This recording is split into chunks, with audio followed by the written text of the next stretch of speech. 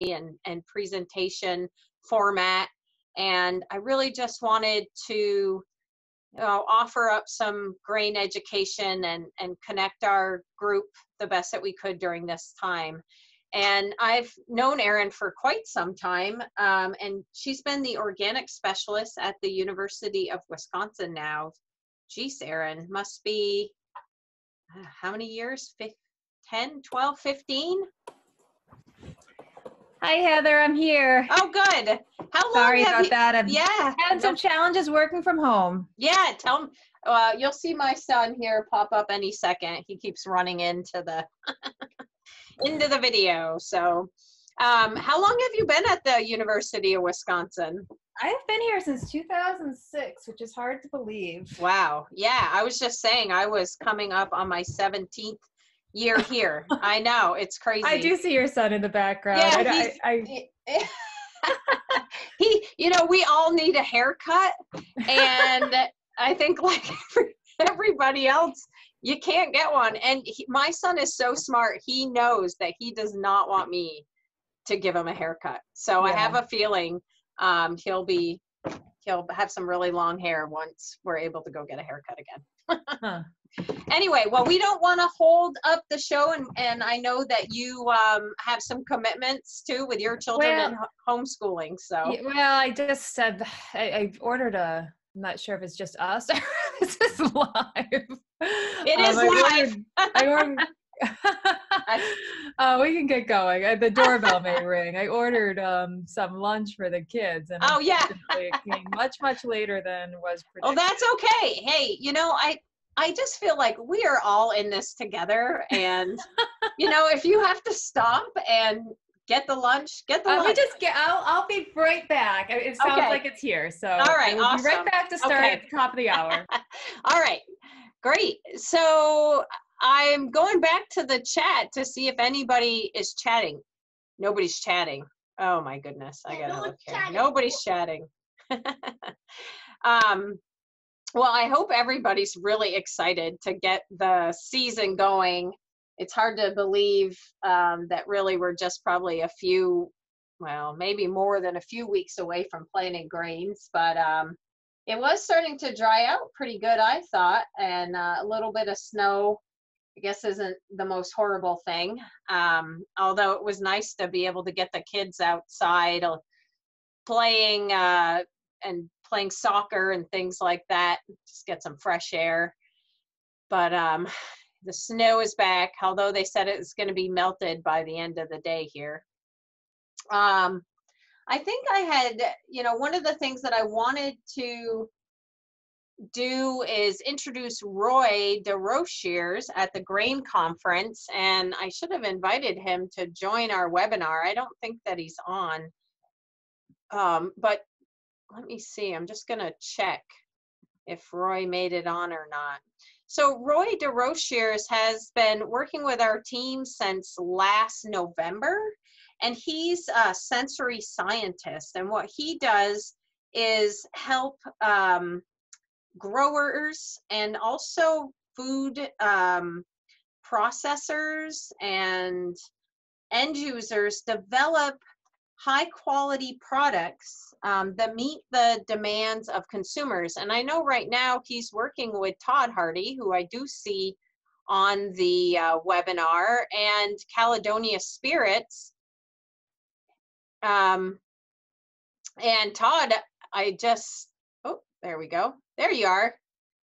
Do you want to say a few words about how you're working with Roy right now? I'd be happy to, Heather. Great. Roy's teaching us how to evaluate the whiskey that we make. We have about 65 barrels, the oldest 4 years old, and he's teaching us the skills to taste and smell the whiskey so that we can make the decisions on when to release it and how to blend it. And we're setting up our own protocols after the classes with Roy to evaluate each barrel and to see how we can blend and release. So it's been a huge help. We don't know these things in Vermont. They've been part of the culture and traditions for hundreds of years. So Roy's really brought us up to speed quickly on how to evaluate our whiskey, and that's made a big difference for us.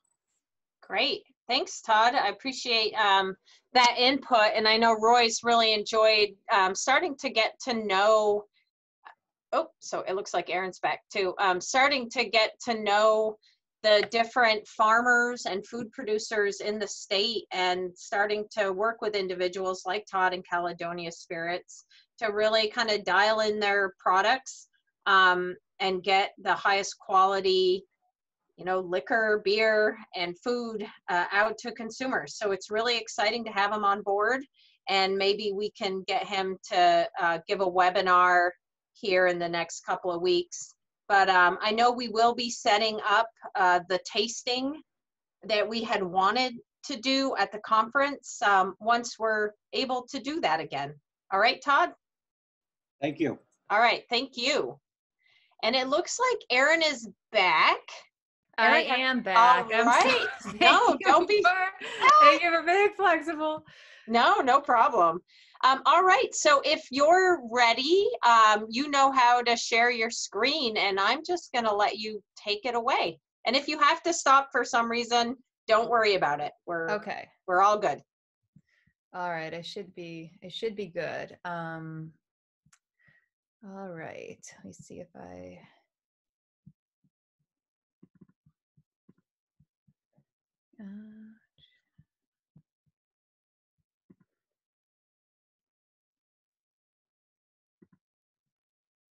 Okay, does that look good?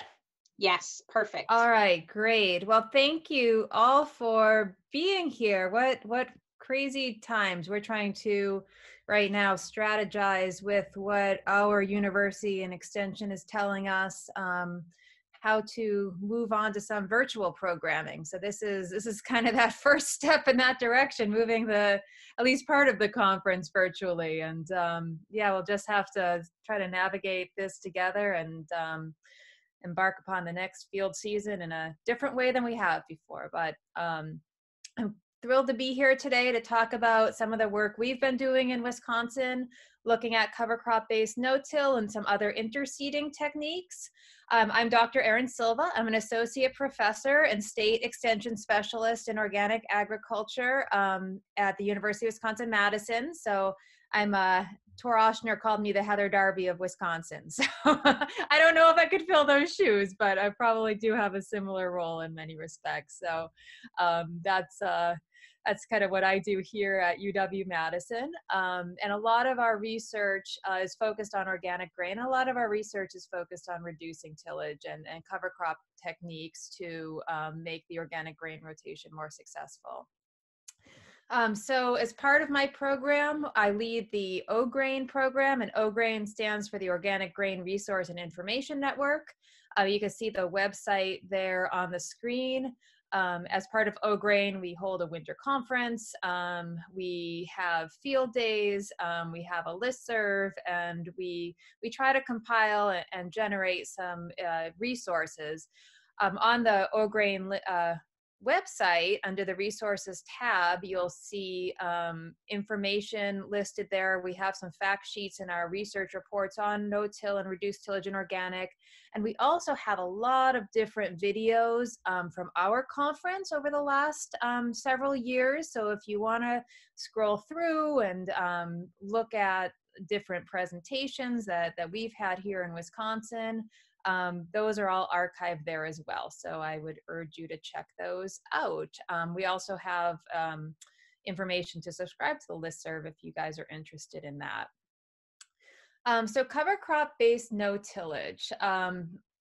Just to start off with a bit of an overview in general, and I know that there's interest in this. There's folks that have tried it, and there's folks that have tried it and have not had success. And we've been working on this really since I started at UW-Madison. And we were just talking that I started here in 2006.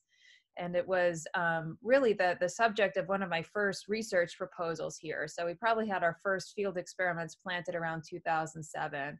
And we've learned a lot in that decade or so, over a decade, that we've been using this technique. And we do have success here at the research station in southern Wisconsin. But I also realize that we have the advantage of, this is really what we do and what we focus on, and we can really prioritize this. So it's been extremely valuable as we've been interpreting our results and trying to optimize this on the farm level across the landscape to learn more about where farmers have had success, where they've had failures, and where there's been bottlenecks.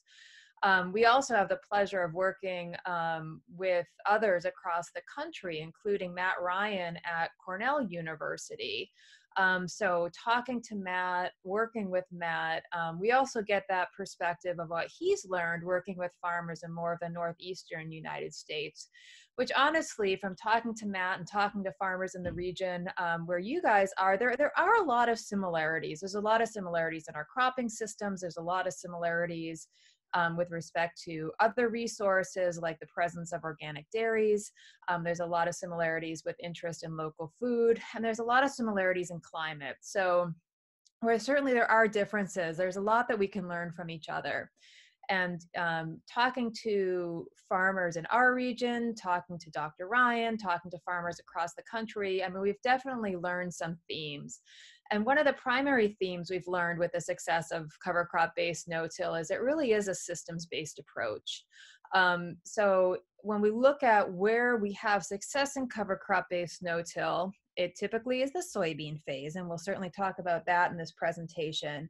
But we have to look at how we're integrating this in our rotation other than just the soybean phase, and really strategize on a rotation level. What is the preceding crop? What is the succeeding crop? And really put attention into advanced planning of how we're going to design a rotation to allow for this no tillage phase. We also have to really be aware of using adaptive management in this overall when we're looking at organic no-till. So as anything in organic, it's never that we just have a plan A, and maybe that's true with farming in general, but even certainly more in organic, that you never know what Mother Nature's going to throw at you or what the season's going to throw at you. So you really also have a plan, not only a plan A, but a plan B, a plan C, and my farmers even joke a plan Z, so that you're not tied into doing this come hell or high water, that you're going to plant that rye and you're going to do organic no-till.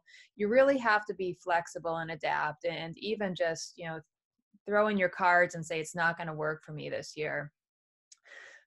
There's a lot of new equipment that's available for rolling and no-till planting. And certainly, again, as we've been working on this over the past decade and working with others, we're finding the value in equipment and these partnerships with equipment manufacturers to make these techniques work. And I think that's even more so the case in corn. And there's some, I think, exciting developments in corn, some exciting opportunities, although right now that certainly is a risk in our more northern latitudes. And also within organic no-till, we need to take a systems-based approach into understanding different pest dynamics, how this technique can be successful or not successful with different weeds, particularly challenges with perennial or early emerging weeds, and also challenges with certain pests such as seed corn maggot and true armyworm and black cutworm, which are more of a case in corn, which again are just some of the many reasons why corn is more challenging than soybeans in this system. So we're going to start talking about soybeans, because that is the phase that can be successful. I mean, with any of these techniques, I mean, they're certainly not a recipe. They're certainly not a sure thing. There's always going to be risk involved in these systems and a certain degree of an uncertainty, as there typically is in any ecological system. It's in ecological systems and cover crop-based systems, we're working with ecology and we're working with biology. There's always going to be a certain degree of uncertainty that we're dealing with. And one of the keys to dealing with that uncertainty is having, again, these adaptive management plans where we have more of a decision tree of what different routes to take depending on the situation. But we'll start with soybean because, again, that's something that we do have some pretty solid information and best management practices in place. So with an organic no-till system, we're typically planting soybean into a winter cereal grain. So those cereal grains can include winter cereal rye, but there's farmers that also use winter triticale, which does overwinter variably in our region, and I certainly imagine it may in yours as well, depending on snow cover, depending on winter temperatures. But there are some varieties now that do quite well. So whereas before winter triticale was quite risky, it even in Wisconsin can overwinter. So that is an option. As well as winter wheat. Winter wheat can also be roller crimped. This winter barley is more risky, but any winter cereal grain can really be roller crimped. The theory behind this, or the mechanism behind this, is that those winter cereal grains, when planted in the fall, and terminated at the stage of anthesis, when those grains are about 6 feet tall, they're flowering, you see pollen shedding off of those heads. When terminated mechanically, they can create a thick mulch that prevents weed seeds from germinating. And there's also the mechanism of allelopathy, and we'll show some photographs of how allelopathy plays into this. The other mechanism at play is that having these thick stands of cereal grains deplete soil nitrogen levels and essentially starve the weeds. And this, again, is a challenge when we're looking at other crops and developing no-till systems for other crops. Soybean being a legume, they do fix nitrogen. So it's this nitrogen depletion or this nitrogen mobilization is less of an issue, but it is something that when you do this technique, you should be prepared for even with soybeans. In terms of other crops, I know that there's other regions of the country and research out of the Rodale Institute that has had luck with roller crimping corn into hairy vetch. So like I was just mentioning, using a cereal grain, we have challenges with nitrogen immobilization. And whereas soybean will eventually grow out of that. So what you typically see in these systems is the soybean tends to lag behind earlier in the season. And then as we look at having more benefit from nitrogen fixation and more mobilization of nitrogen around the end of July, early August, those soybeans start to catch up. But corn, which is a more heavy nitrogen feeder, unfortunately cannot, at least the way we've managed these systems, are not able to obtain enough nitrogen early on to be able to meet their nitrogen needs. So using these no-till systems, we kind of try to adapt them to integrate a legume cover crop, which during the season may not contribute as much nitrogen, but they may not immobilize as much nitrogen either. So overall, again, taking in a systems-based management context may be more appropriate.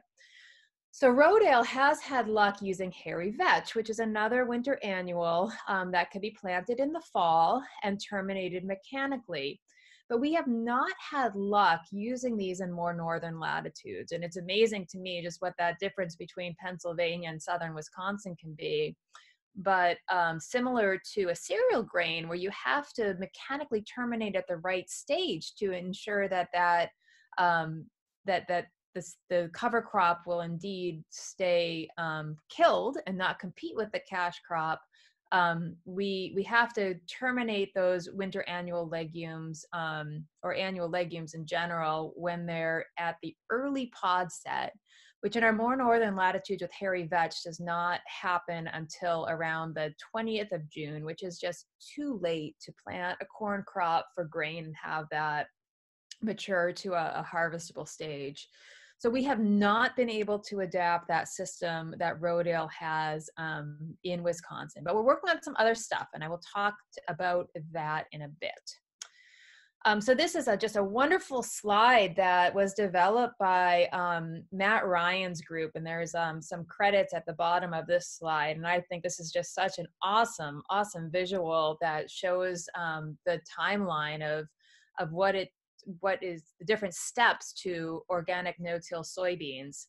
So in late August and early September, that's when you need to plant the cereal rye, and that is one of the key mistakes that people make that causes us to fail on the farm level. And again, this is where I realized at the research station we have the benefit of picking fields and designing rotations where we can get cereal rye crop in that early.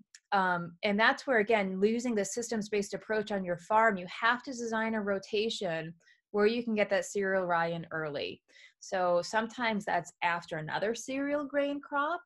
I actually think you can push this off probably till the end of September. So in our rotations too, in our dairy rotations here, sometimes we're using an early maturing silage variety and chopping the silage off early.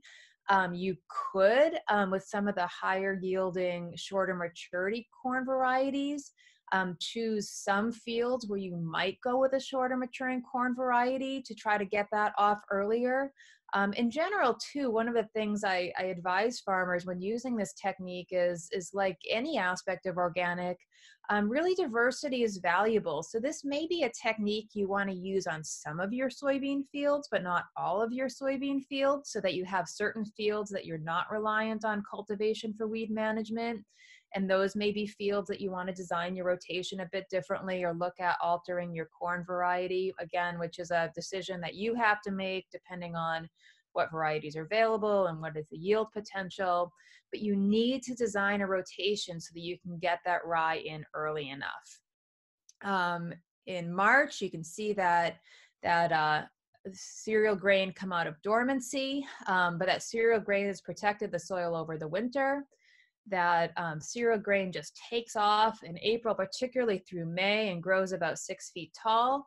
And then in late May, early June, that's where you see the rye reach anthesis. So this is that stage of the rye that you want to visibly be able to see in the field before roller crimping. So in this photograph, you can see the anthers coming off of the rye head. If you put your hand over those heads, you should be able to see yellow pollen come off of those anthers. That's the stage you want to wait for. If you go too early, the rye will not terminate. It will bounce back. It will set viable seed. It may compete with the soybean crop. More importantly, though, it probably will set viable seed, which can cause an issue in subsequent stages of the rotation. So you want to wait till that stage. For us, with a rustic rye, that is typically around May 28th, and other varieties of rye is more typically around June 4th, which is okay for soybeans here. We do okay, and there's always a bit of a yield hit going later, but we still get decent yields for organic soybeans. That's typically the time, again, where we plant the soybeans, and then they'll start to emerge through the residue. And then we get this beautiful coverage of terminated rye that suppresses weeds. And then we're able to combine those beans in October and November. Typically, we are combining a little bit later, but we are using typically the same maturity group of bean, which for us is usually around a 2.1, I would say, low 2s.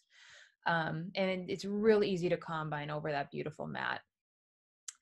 This is a picture that I've been using for years, and this is some research that was conducted by Stephen Mirsky and Bill Kern down at Penn State University, and I just think this is such an awesome illustration of why you need to design that rotation to plant early. So all these pictures were taken on April 1st. But you can see here these different planting dates in the late summer and fall of cereal rye, going from August 25th to October 15th. And you can see the difference in tillering, the difference in ground cover, and what you can imagine will be the subsequent difference in biomass, which is going to translate into effective weed suppression.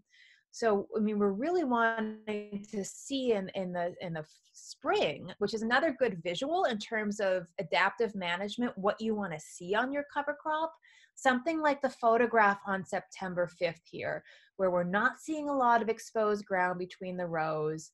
We're seeing good ground cover. If we're starting to see fields, especially like October 15th here, that is not going to give you enough biomass to give you successful weed suppression through the whole soybean growing season. So if you're a farmer and you're walking your fields in the spring and you're seeing something like these two photographs on October 5th and October 15th, it's probably best to think of that crop as a typical cover crop and till it in as a green manure, or like you typically would manage a rye cover crop, and go ahead and do your typical organic management of soybeans using cultivation. But you can just, again, see the profound differences here that planting technique that makes, and that's a lot due to the enhanced tillering on the cereal rye cover crop that translates into enhanced ground cover and enhanced biomass. And this is also a photograph just to show you just how much more weed suppressiveness cereal rye has, most likely due to allelopathy. I mentioned barley is a choice. Winter barley does overwinter with some of, again, the newer varieties, some of the enhanced germplasm that's out there. And these are similar biomasses, but you can see with allelopathy, and again, this is one of Matt Ryan's photographs from Cornell University, how much more weed suppressive that cereal rye is than barley. And this is common ragweed, which is an earlier emerging weed that does tend to break through in the system if there's not enough biomass of the cover crop. And this is a photograph to show you some similar dynamics that we've seen with these different cereal grains at University of Wisconsin. So this is one of our fields using the variety Spooner of rye. And this is a field where we use triticale. And some of this is due to some spotty winter kill in the field, but some of this is also due to again, just that extra degree of weed suppression that cereal rye tends to provide due to allelopathy. So cereal rye, I think, is still the mainstay in this system, even though these other cereal grains can theoretically be roller crimped. And this is, again, credit Matt Ryan. Dr. Ryan's team just does an amazing job with this research at Cornell. But it's one of his schematics that just shows some of the decisions that are made with adaptive management. And with each of these different branches of the tree, you can think of that as a different plan A, a plan B, and a plan C. So some of the decisions you want to think about in adaptive management is, first off, I would argue too, one of the decisions is, do I have a rotation that lets me get that cereal rye in early? But also you want to pick fields that have relatively low populations of perennial weeds. This is not a system that does a good job suppressing perennial weeds such as thistle. It does a better job suppressing smaller seeded summer annual weeds like pigweed and lamb's quarters. I think it does a decent job with giant ragweed, although that still is something that we haven't tested necessarily in a real rigorous way. Although I will say that there are farmers that have tried that, and when they had giant ragweed issues, they've been coming through and finding the electric weed zapper a nice plan B in those systems if they've had giant ragweed in these organic no-till systems.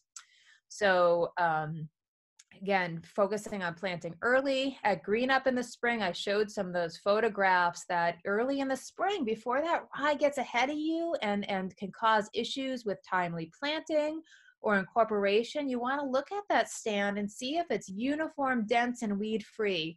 If you're already seeing some weeds break through, if you're seeing that there's winter kill throughout in certain areas of the field, if you're seeing that it's not giving you the cover between the rows, and those photographs were drilled on 7.5-inch rows to give you some perspective.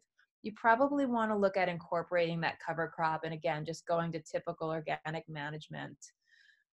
Keep monitoring cereal rye growth, but you want to try to make that call, before jointing. And then a few days of that before planting. You also want to look at soil moisture. And this is something that I know you guys in the Northeast have been struggling with more than we have in the Midwest. We had 1 year or a couple of years early on when I did this, that this was more of an issue for us. And this definitely, even if the cereal rye is at the right stage, it's better to wait for soil moisture to be adequate, because that rye pulls a lot of moisture out of the soil, and planting into really dry soils have been extremely problematic for us. In the past decade or so, we've had more issues with the wet springs here in the Midwest, so it hasn't been an issue. But I know you guys in the Northeast have had more struggles with drought in recent years. But that's another decision to make in terms of trying to strategize when to get that seed in. But again, there's a lot of different decisions to make, and we're understanding more of what are those key decision points for this adaptive management to ensure success.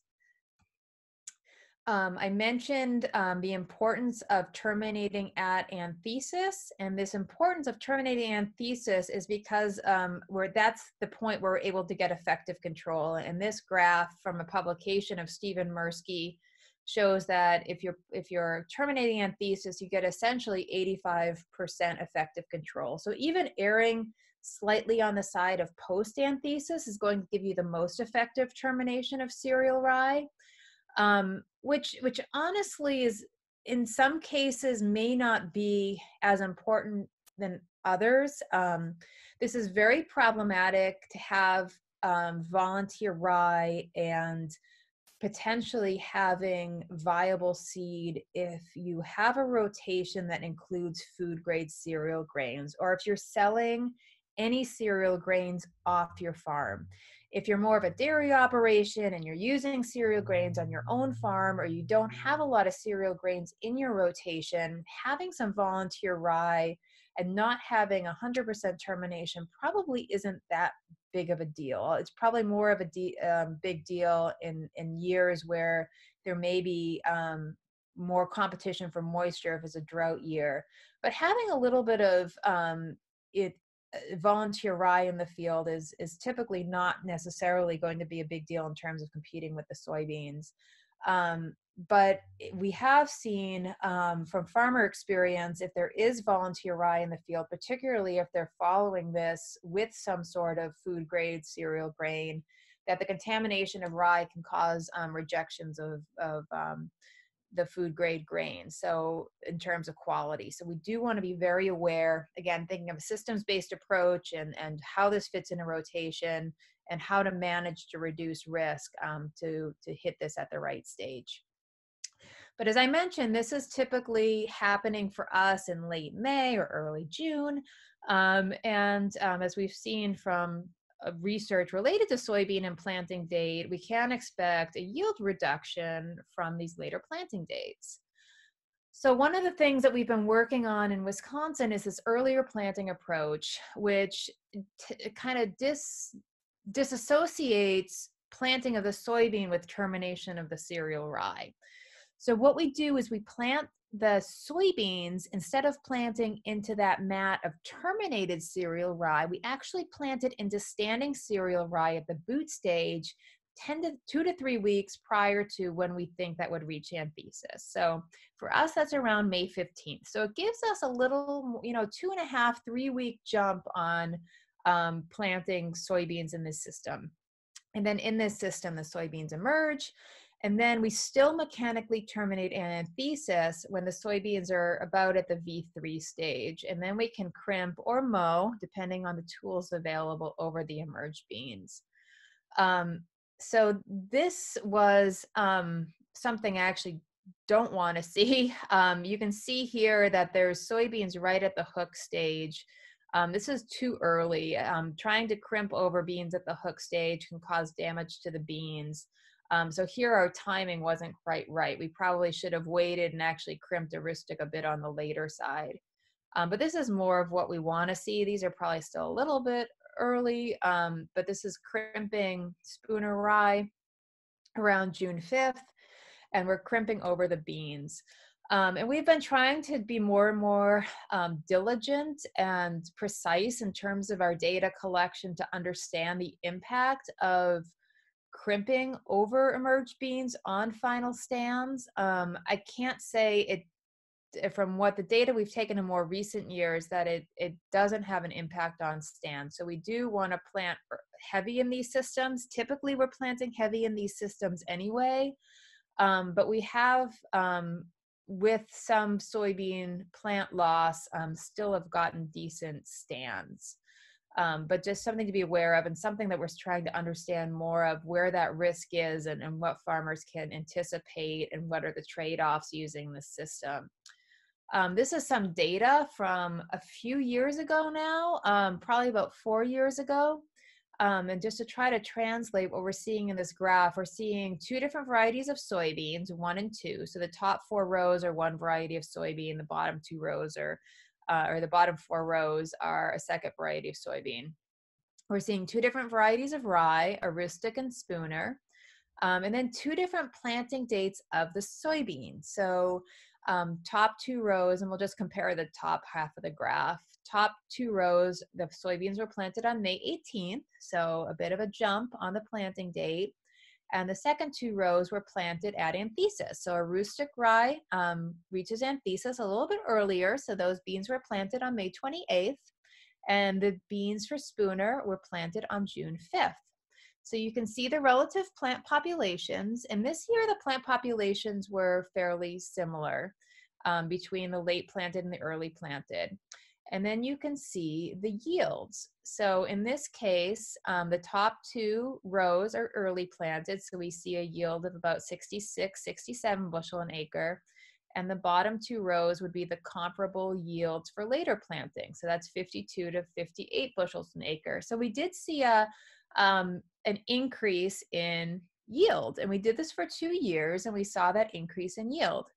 And in the past few years, we've been doing this, and we haven't seen quite these same dynamics. So we've seen more of a stand loss, and we've seen less of a yield advantage.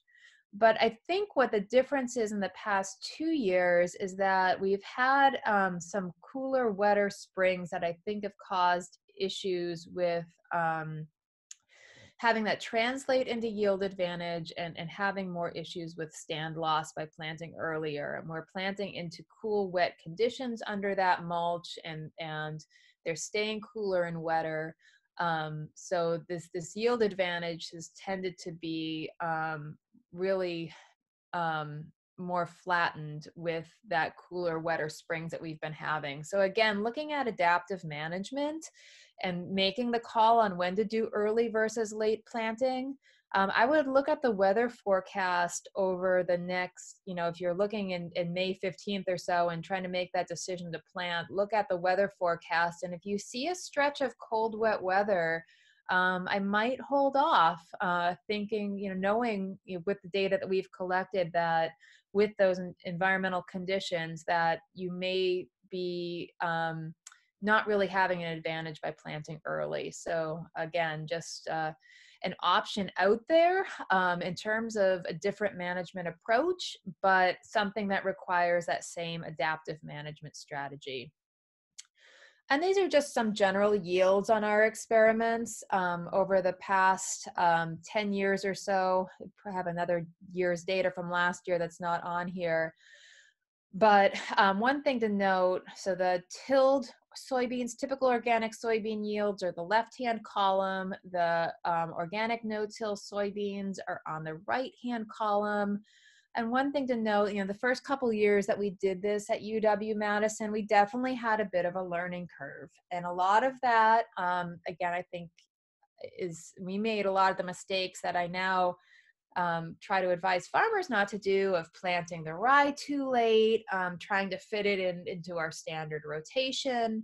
But as we've gotten better at this, the yields can be statistically equivalent. In some years, we see about, the 3 to 5 bushel yield reduction, but it really just, it can be quite competitive with our cultivated soybean yields. So I just want to talk a little bit about corn. I know I'm coming up against my time here. So we're struggling with getting corn to work, but we're trying to look at different techniques. Like I mentioned, hairy vetch does not work for us. So we've tried some other legumes like Austrian winter pea. We tried adding winter rye in there to look at it to see if we could enhance the overwintering and mitigate winter kill on Austrian winter pea. I know Klaus Martens has success with this in New York. We still had winter kill, but granted, this was the winter of 2019 where we had this crazy polar vortex that was and not great ground cover. So I did have Austrian winter pea actually overwinter in Wisconsin a couple years. So I still tried to maintain hope. But we also looked at other legumes like medium red clover, and medium red clover will not roller crimp. It will not terminate by roller crimping like Austrian winter pea would, but we're trying some different management there that I'll talk to you about in the next couple slides. So we tried different termination. We also are working with an ag engineer here to look at other machinery modifications, looking at different coulters for the system and different down pressures and closing wheels, really trying to optimize equipment, particularly with corn, where it's really important to get our target stands. In soybean, because soybeans can compensate so much with respect to branching and being able to perform over a wider range of the stands that can be produced in the system, we tend to have that greater compensation. In corn, we don't have that luxury. So we're really looking at designing equipment and systems that will give us our target stands. This is our prepping the fields using cereal rye. Even though I would not recommend this, we did want to try this, if at the very least, just to look at how we can modify our equipment and optimize our equipment, and also look at some alternative fertilization strategies to see if we can overcome some of that issue with nitrogen immobilization. With these systems, we are using the Dawn ZRX roller crimper. So those are mounted on the planter. So we are not using the Rodale front mounted roller crimper. One thing to note in corn is that we have had issues with armyworms, and armyworms tend not to be an issue on soybean as much. But they can definitely devastate a corn crop, particularly if you're planting into a grass cover crop, which is another reason to avoid cereal grains within these cover crop based systems for corn. But one of the adaptations that we're trying, and I'm just telling you guys this for information of what we're trying, not to recommend that you go out and do this because it's still very experimental, but I know giving talks in different areas and different countries, I know that there is some success from some farmers in Canada that are undercutting different legumes, including alfalfa, and essentially, cutting them off at the crown and getting a killed mulch that way. So we were trying some of those similar techniques. So we did some medium red clover undercutting. You can see here, this is kind of folded up, but you can see the undercutter was set about 2 inches deep. This was undercutting that red clover on June 6th.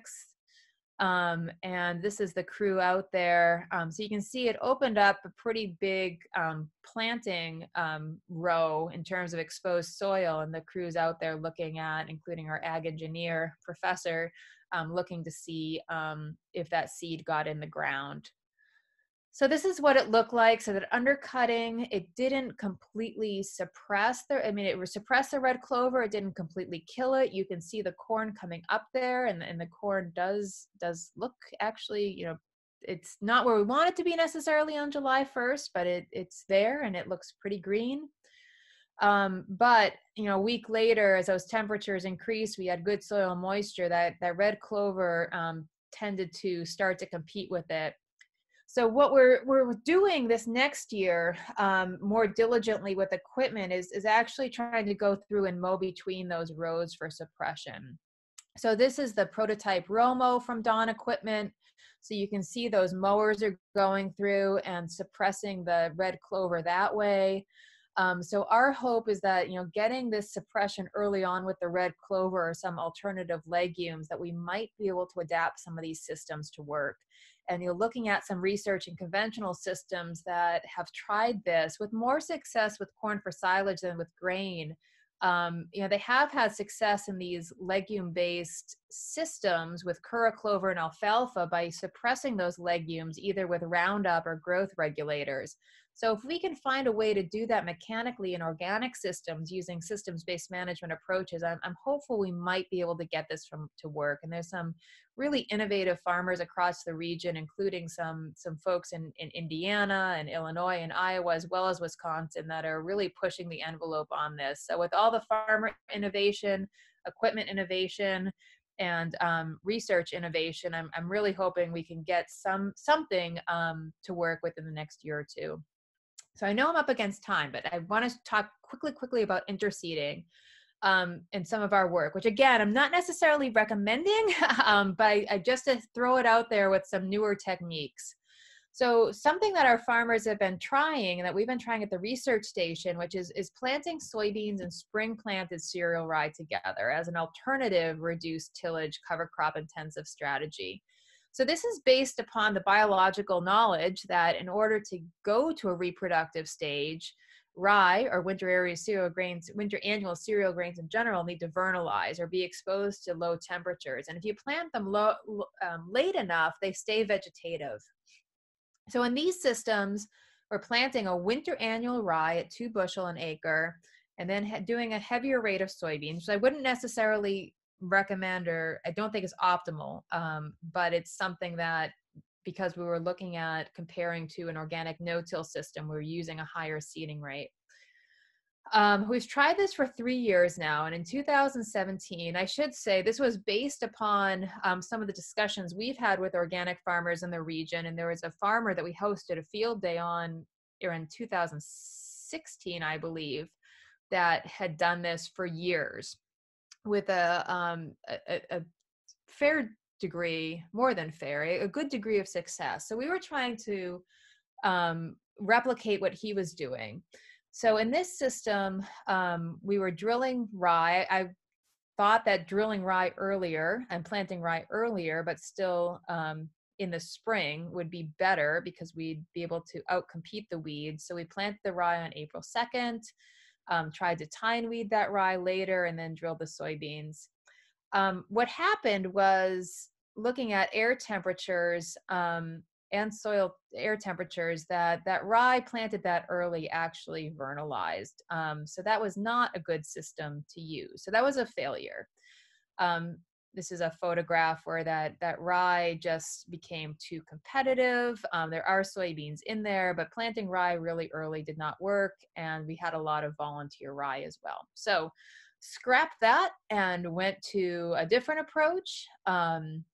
Oh, this is some data from that year. We got poor yield. Oh, we actually got some soybeans out of there, but we also had a very weedy field, and we would consider it a failure. It's amazing that a 16,000 plant per acre stand of soybeans got 21 bushels an acre, but they did. So the next year we tried to plant the rye later to ensure that it wouldn't vernalize, but we planted it on May 8th. It didn't vernalize, but we had a lot of weeds in there. What we felt like was an unacceptable amount of weeds, a lot of giant velvet leaf and lamb's quarters and pigweed.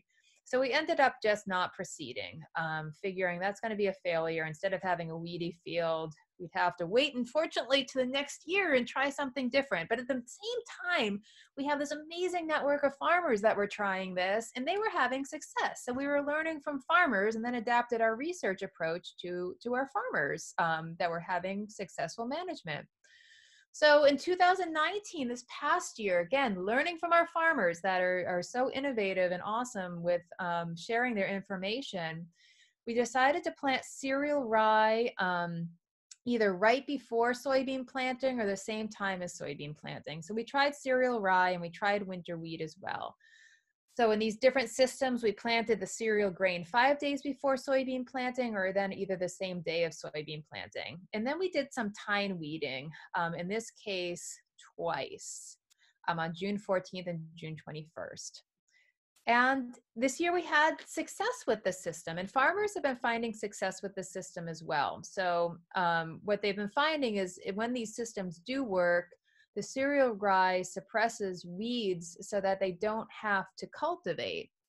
So we do some tine weeding, but the cereal rye you see here growing between the soybean rows essentially eliminates the need for rotary hoeing and row cultivation, and adds more diversity to the system and adds a cover crop. So here's a photograph on June 12th of that cereal rye, the soybeans coming up through. So this was, again, doing some tine weeding here. You can see the rows of cereal grain. That's not going to vernalize. This is going to stay vegetative. You see the rows of soybean here. And this is what it looks like midway in the season. So you can see where the cereal grain cover crop is between the rows. It's suppressing weeds. It's eliminating our need for row cultivation, eliminating our need for rotary hoeing, and adding biomass, adding more roots into the soil, adding diversity. And we have the soybeans growing in between. And that rye there is not going to get much bigger than that. This is July 31st. It's going to stay vegetative, stay low. And this is at the end of the season. You can see it kind of dies back. There's not a lot of weeds between that row here. Keeps weed suppression, again, with limiting the cultivation passes, not eliminating them, but limiting them. So these are some yields. We have our weed biomass, so our control plots. We did do row cultivation and rotary hoeing, but if we planted the rye at the same day as the soybeans and didn't do rotary hoeing or row cultivation, we didn't have statistically more weeds. If we planted the rye a little bit earlier, we did tend to have more weeds. So in this case, planting the rye at the same time as the soybeans gave us good weed suppression, and it also gave us good yields. So our control organic beans with rotary hoeing and row cultivation was 54 bushel an acre, and soybeans and rye interseeded at the same day gave us 52 bushels an acre. So good yields, good weed suppression, limited some cultivation passes. I would say the things that we did differently this year, which I am not recommending necessarily, it's a best management practices. I'm just giving you a research update in terms of what we're doing and what we're working on. And hopefully if we can get out to the research station like we planned this year, we'll get a second year's data. But what we've found thus far, and what our farmer collaborators have found, that the keys are, plant the two crops right around the same time. Do some stale seed bedding ahead of time to knock down emerged weeds, some shallow stale seed bedding. Ideally, and one of the things that I'd like to change in our system is that the farmers that have been most successful at this are able to either broadcast or drill the rye between the soybean rows, which are typically 30-inch rows, on narrower row spacing. So we're doing it on 7.5-inch rows because that's how our drill is set up. But I'd like to see a way to see that rye broadcast or on narrow row spacing, which is what many of our farmers that are successful at doing this are doing. So with that, I know I'm 5 minutes over time, but I'm still happy to take any questions on any of this. Great. Awesome. Thanks, Erin. That was really exciting to see all the work going on and all the new innovations. There are some questions. Let's see. Do you have any thoughts on how the system would work for industrial hemp? Yeah, we did try it with industrial hemp last year and did not have success. A couple things in terms of industrial hemp, soybeans and even I'm still convinced corn can work, but they're larger seeded crops, so there's more energy reserves. Hemp is a smaller seeded crop. We're still struggling with hemp in general in terms of best practices for seeding depth and row spacing here, and we'll continue to do research. Again, fingers crossed that we can do everything like we had planned, because we had a lot of stuff planned. I'm most worried about being able to get the planting depth right so that we're able to get that hemp up through that mat without depleting the energy reserves in the seed, as well as, again, the nitrogen immobilization issues that may be the same for corn. So tried it, haven't had success, and I think that there's definitely some risks and some issues we need to address there. Yeah, I would agree with that. It's going to take a little bit to fine tune that system. Let's see here. Another question was, can a grain drill be used to drill soybeans on 7 or 14-inch rows through the rye? Yes.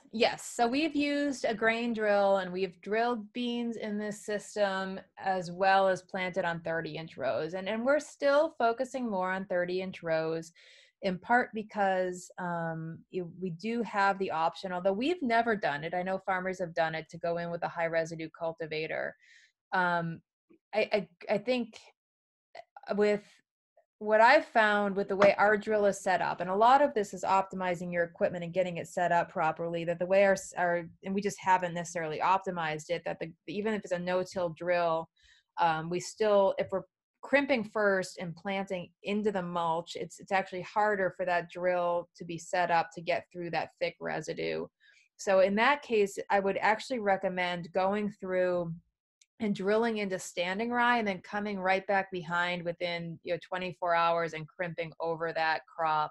And farmers do that, again, as a different management tool, depending on it. Then it's 2 passes over the field, but planting first into the standing crop, because then they're not having to get their planting equipment to be able to penetrate through that thick rye mulch. So in that case, I would perhaps recommend that. But yes, you can definitely look at narrower row spacing and no-till drills in the system instead of a 30-inch corn planter.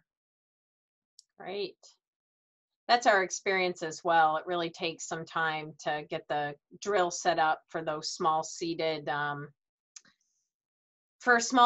crops, even though soybeans isn't a small seed, but we've tried to no-till, different forage stands, and just definitely need that planter to be right tuned in. Yeah. Do you know anyone who's tried this in pumpkins, either early plant or after rolling? Yeah, and I do. I not personally, but I do know that people have had a lot of success with pumpkins, and was a collaborator of ours that did use this, but I think more of the success has been in conventional pumpkins. People love it that do it with pumpkins and have success, because it creates such a clean and weed-free field for those pumpkins, especially jack-o'-lanterns, to be harvested from. But how that relates an organic system to nitrogen management and the actual planting, I am not sure how they're getting those pumpkins planted in those systems. But I know it does work well with pumpkins. But again, it's more from a just general standpoint. If someone was interested, they could email me and I could probably hook you up with a farmer here that does do them. But again, she does them conventionally, so you'd have to adapt the nutrient management strategy. Yeah, I was going to say we have another webinar series going on, and there is a webinar focused on no-till cover crops and vegetable production in organic systems. So I'll make sure that this group also gets the information, or maybe Susan, if you could post that, or Catherine, the website, or we could send it to the attendees.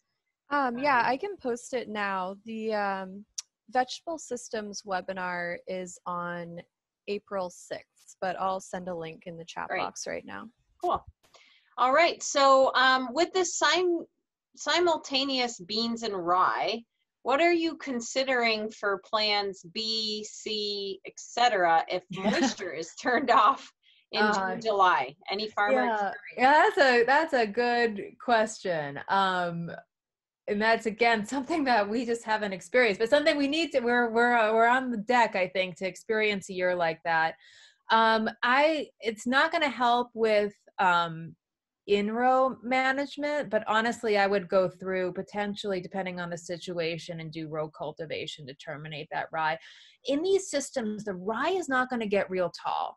So it's not going to perform like you'd typically see a rye cover crop, where it's going to go gangbusters and just get ahead of you, and you're not going to be able to manage it. It's not going to get much more than 6 inches tall.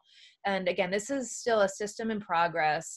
So something we're learning from, and something that we're always so grateful for the farmers that try this on, just a few acres of their field, and do their twists and their interpretations of it, and tell us what they're seeing. And doing it in a way that is mitigating risk on their farm, but still allowing for innovation.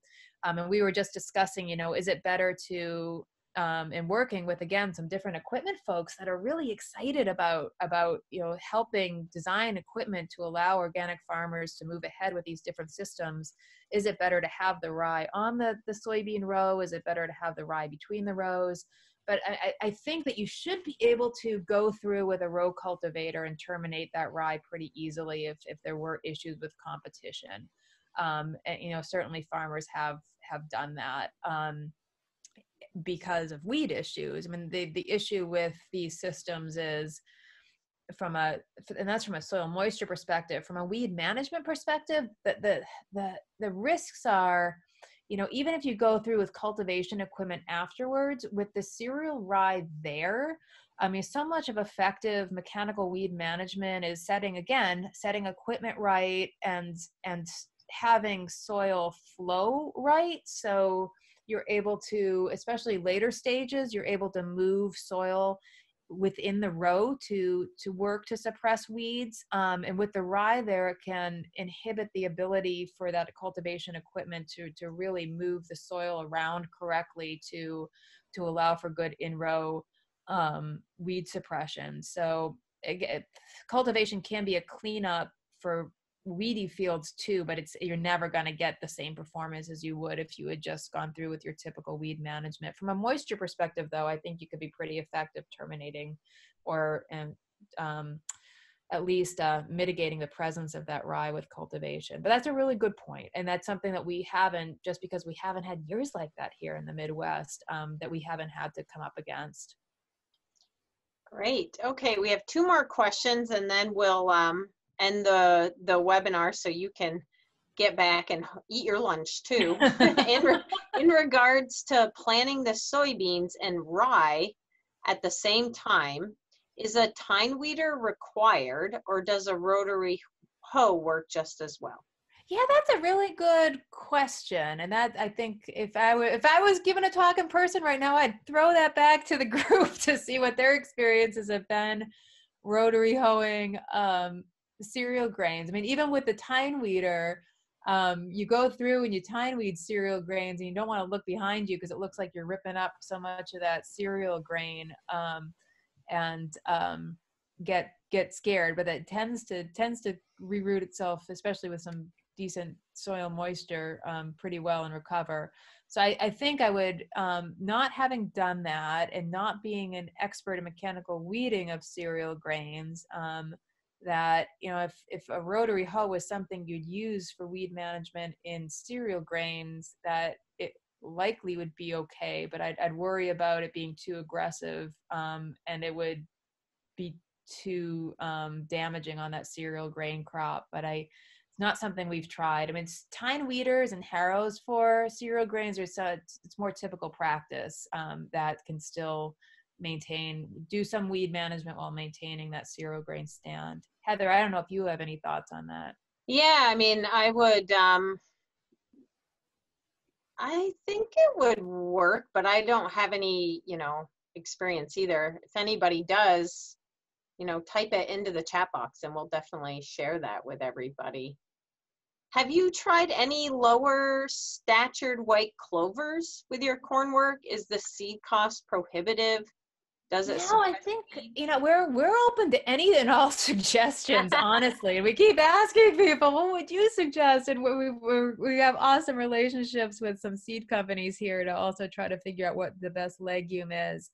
I guess it depends on, and just again, strategizing this in a rotation. I love to brainstorm with people, that the lower growing clovers, would they have the weed suppression we're after and the ability to put on biomass quick enough that they wouldn't be too much of a burden on the rotation? I mean, with the red clover, one of the things we're doing with the red clover is we're coming in, we have great luck underseeding red clover into a cereal grain. So in terms of the rotation, we could potentially come in, underseed the red clover in a winter wheat crop or frost seed into a winter wheat crop. And then that red clover, after we harvest the winter wheat, is there and it's growing, and we have great weed suppression. And then we could come in and potentially do the no-till corn phase. But I think, in theory, that would be awesome because you wouldn't get the competition. But I just wonder, in terms of management and weed suppression, how that might work. Great. Well, thanks, Erin. This has been wonderful, and we really appreciate your time today. We wish you the best trying to work under these new conditions, and wish your farmers the best as well. And if we have more webinars, we'll keep you posted so that hopefully you can share those with your group of growers. And if you have some as well, please let us know. We will. And same thoughts to everyone in the Northeast as well, and you guys at University of Vermont. And if anyone has any more questions or any follow-up, just shoot me an email, and I'd be happy to talk by phone or follow up via email. But I really appreciate the opportunity to talk to you guys this way. I'm disappointed not to see you guys in person, but it is what it is. Yeah. Well, thank you. And thanks everyone for attending. And if you have other ideas that you would like to see with some webinars, research, anything to that nature, please type it into the chat box or send us an email. So have a great day, everyone, and we'll talk and see you soon. Bye. Bye.